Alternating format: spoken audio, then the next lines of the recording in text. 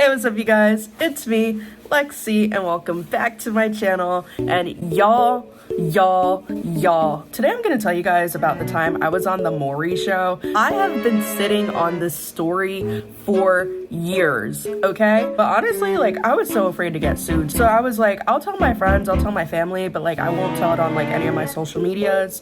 But Maury got canceled last year, so it's fair game. And of course, y'all know I always come through with receipts. So I will be inserting some photos and videos. So with that being said, let's get into the video. So this story takes place my freshman year of college. And a little background about me, my freshman year of college was I was so fucking miserable. Like, I did not want to be there. I literally had no intention of going to college. Like, I had burnt out my junior year of high school, so like I just was not trying to go to college. But I had an immigrant mother and she was like, you're going to college, like, period, you don't have a choice in the matter. So I had to go to college, and like my first college was a state college, so like a good chunk of my graduating class ended up going there, and it basically felt like high school 2.0. And I was like, oh my god, like basically all of the people I was not trying to run into, I ran into, and I was just like, yeah, I can't be here, like I'm sorry, I'm not coming back. But I knew I had to make the best of my situation, so I was like, okay, like let me pick up a club, because at that point in time, like the only thing I was doing was like music, like in my dorm. But I had a roommate, so like I couldn't record like as much as I wanted to. So I was like, yeah, I definitely need like something to keep me busy. So I was like, let me just join a club. And that's what I did. I joined the activities network, and by October of my freshman year, I ended up becoming a program director. As a program director, I did a lot of events for students both on campus and off campus. Basically, like, if you're ever wondering like who plans the events on campus, that was our activities network. We did that. As a program director, I was a part of a team that planned basically all of the events on campus. And like, when I tell you, we ate down with our events like so hard. Like, it wasn't even basic events. One time we had this like Build-A-Bear event where this company that was like similar to Build-A-Bear came in with, you know, deflated, is that the word? Like deflated animals, and you could like stuff the bears and stuff. Another time we had a DIY milkshake bar, so it had like different flavors, different toppings, and you could go and like build your own milkshake, you know, bring it to class with you, and we gave out these really cute cups. Or this was one of my events, girl, we had a Disney night, and there was Disney themed food. I don't remember the exact foods because obviously this was a while ago, but think like, for example, if it was like ice cream, it would be Elsa's ice cream, you know, cute shit like that. It was 12 of us on the activities network, and I believe like each semester, each person had to put on at least 4 events, meaning that there were close to 50 events per semester. And this specific semester, it was the spring semester, I had 3 events planned already. I did a stand-up comedy show where I had like a comedian come in. I did Disney night, like I already told you guys. And then I also did a bingo where like the grand prize was a flat screen TV. But I needed one more event. And like I said, we would always think outside of the box with our ideas. So like it couldn't be basic, and I was just really struggling with like what to do as an event. So I was talking to one of the girls that I worked with, and I was like, hey girl, I just don't know like what I'm gonna do for like my last event. I have 3, but like I don't know what to do for my 4th one. And her, without even thinking, she goes, why don't we just do a bus trip to the Maury show? And I was like, that's allowed? And she was like, yeah, as long as it's not Jerry Springer, like, you're fine. And I was flabbergasted, okay? Because I grew up in Connecticut. I grew up watching Maury and Jerry Springer. I always wanted to go to a taping, but like Stamford is like 2 hours away. So it just never felt like worth it. And like also for the longest time, I did not have a car. So like who the fuck was taking me to Stamford? But for a college bus trip, yeah, I was all for it. I felt like it was something that everybody from Connecticut who grew up watching these shows should get to experience like at least once. So the girl I worked with gave me their contact information. Like they had a specific contact, and she was like, this guy is like really good, he'll hook you up with everything. And she was not lying, okay? She was not lying. I emailed him and I was like, hi, I'm Lexi, I go to this school, I'm a part of this organization, and we'd like to do a bus trip to the Maury show. And when I tell you, this guy replied almost immediately. He responded like 2 minutes later and he was like, hey, we'd love to have you guys. Here are the dates we have upcoming tapings. Let us know what dates work for you. Also, we'll send a bus up to get you guys and we'll throw in 3 complimentary pizzas because let's face it, we know you're broke college kids. He also told me about the dress code. It was dressed to impress, but like no logos, no nothing graphic, basically. Like, this guy was so good at his job. The hospitality, the response time, the professionalism, girl, it was all there. We ended up going March 1st because that was a Friday and we did not have any classes on Fridays at my first college. For promotion, I didn't even do that much. Like, I just made a poster on Pixar and literally just put like Maury's face on it and was like, free Maury bus trip, if you're interested, send your name, student ID, phone number, and then emergency contact information too. And then I put the club's email at the bottom of the poster. And then I put the posters in like areas on campus where I knew like people would see them. And honestly, like I thought we would get probably about maybe like 20 to 30 people because let's be real, like who the hell wants to wake up on a Friday morning if they don't have to, because the bus was leaving at 8 and we had 50 spots on the bus. We had over 100 people who were interested, and it got to the point where we ended up having to make a wait list because we just had so many people who wanted to go.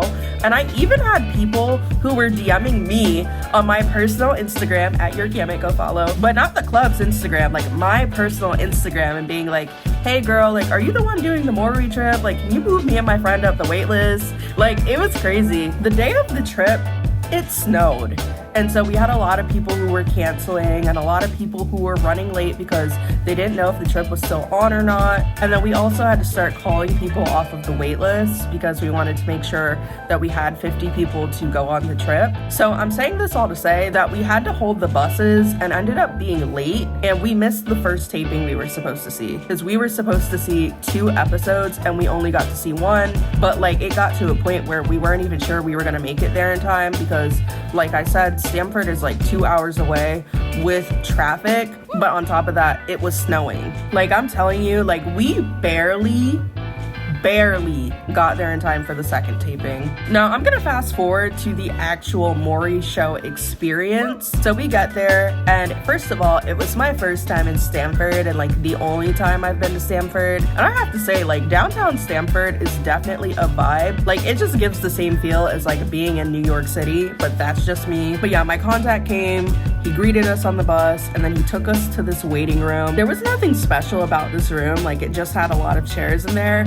But what I did think was funny was like there were these 3 really huge cardboard cutouts, like one of Jerry Springer, one of Maury, and one of Stevewilkos. I was like, these cardboard cutouts are big as hell for no reason. So then finally it was our time to go into the studio, and our contact comes back and he like briefs us, you know, gives us a quick disclaimer, and he's like, you can take pictures and like videos when you get in there before and after the taping. During the taping, like your phone has to be off. If we catch you with your phone out, you will be asked to leave. And like they definitely were not playing when it came to that, because there was this one Russian guy who had like a tape recorder, and like they caught him with the tape recorder and they kicked him out. So like they were not playing. So we go into the studio, and originally one of the producers put us all like in the first and second row because he was like, college students like always have the best reaction, so like you guys got to be in the front. But then another producer comes over to us and he's like, no, like you guys can't sit there. We have a group of film students coming in from Ithaca and they have priority, so you guys got to move.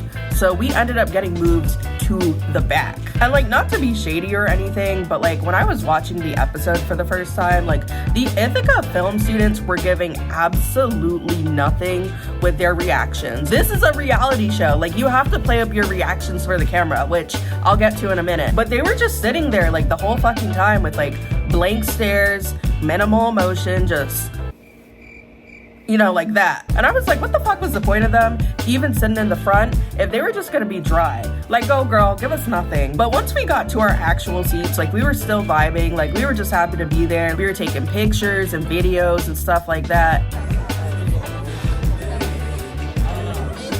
one of the producers was like, okay, you gotta put your phones away now. So we did. So once everybody had their phones away, the producers were like, okay guys, we're gonna film a few reaction shots. And for those of you guys who don't get showbiz, basically they pre-film the audience's reactions so they can insert them in wherever they feel like it during post-production. So let's say like someone's giving a sob story, like they're talking about something sad, and then it cuts to a clip of the audience and they're like, oh, that was probably edited in post-production. So we filmed all of these reaction shots. They were basically like, stand up and cheer, and we were like, whoa! And they were like, more energy, and we were like, whoa! The next one was a booing shot, so they were like, just boo for us, and we were like, boo!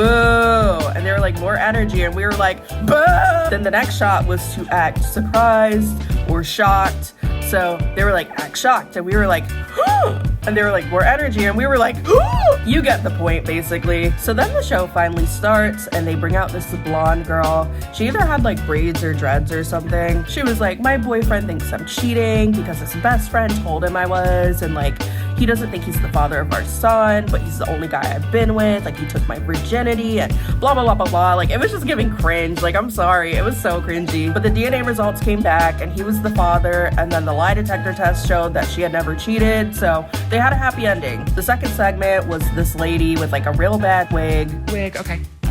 Wig, did you just say wig? She was being accused of cheating by her husband because she had cheated in the past, and he basically didn't know if he was the father of their 4 kids. So not only does he deny all 3 of these kids, he also thinks you're cheating, so you had to take a lie detector test too. So we had to give you a lie detector test.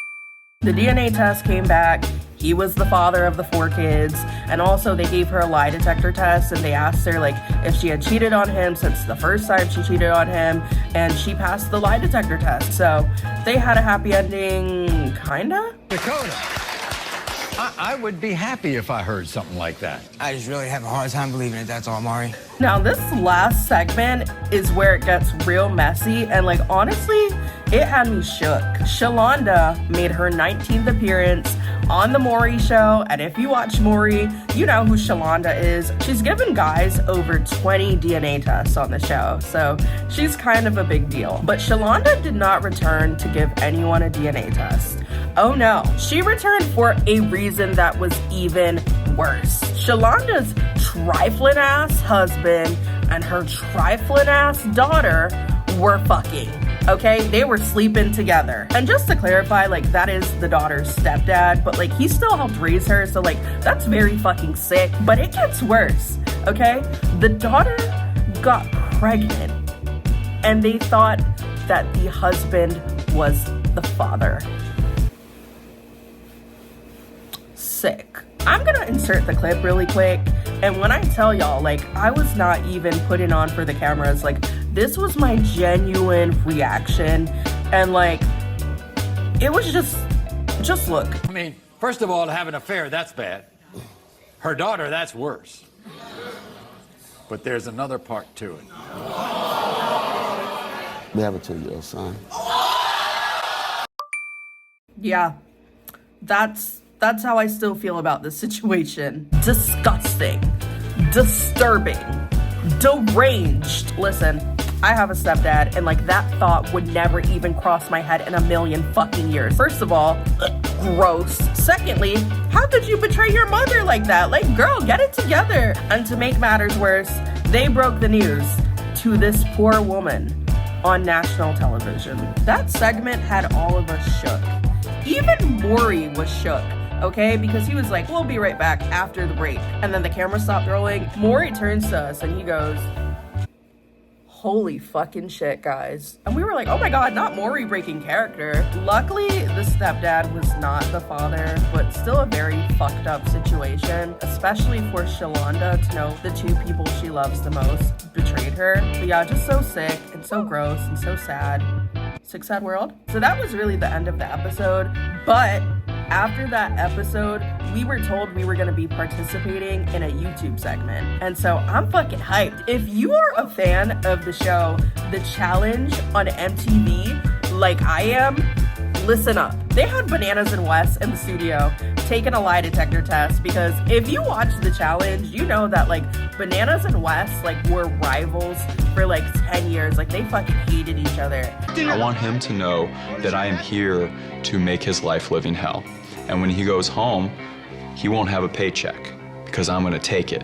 And he might actually have to get a job or have his mom keep paying his rent. So like Maury gave them like lie detector tests, and they were like, do you guys secretly wish you were friends? Do you guys secretly like each other? You know, stuff like that. And I was so fucking hyped because I have been watching the challenge since I was in like 6th grade. Like I love the challenge. None of the people I was with knew what the challenge was, knew what was going on, knew the significance, and it kind of sucked because like I had to sit there and like fangirl by myself, but like it was still cool to just see them in person. Also, like they're very short in person. Bananas and Wes are not a day over 5'9". I thought it was interesting how they basically painted out like Bananas to be like the good guy and like Wes to be the villain. Bananas came out and the producers were like, everybody like cheer, cheer, cheer. But then Wes came out and they're like, everybody boo. And I was like, I'm not booing Wes. Like, I'm sorry. Like, I'm just not. You could not pay me enough to boo Wes Bergman. Wes is such a good villain. Like, I always find myself rooting for him. Like, he is such good TV. I have a BMW, a Porsche, a monster truck, a house, and 30 companies.